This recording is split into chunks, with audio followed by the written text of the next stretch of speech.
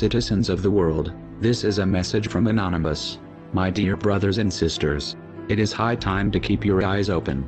It is high time to demand for the justice. The internet should be a platform where ideas are told unhampered. The internet should be a platform which is far from authorities' interference. The internet is everyone's right. It is time to fight for free internet while dominations are getting consistent. DigiTurk, who is responsible for blocking Blogger.com, NC.Sozlexpot.com and over 10,000 other websites, has become an internet terrorist. DigiTurk has removed Anonymous's message video on YouTube.com because of supposed copyrights.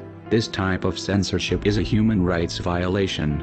Whoever attempts to silence people by using methods like this, Anonymous will sentence. Anonymous is not a single person. Anonymous is everyone. The internet is everyone's right. Do not allow the government to terrorize your internet. Fight for a free internet. We are Anonymous.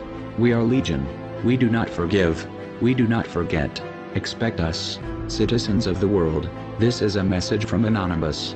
My dear brothers and sisters, it is high time to keep your eyes open. It is high time to demand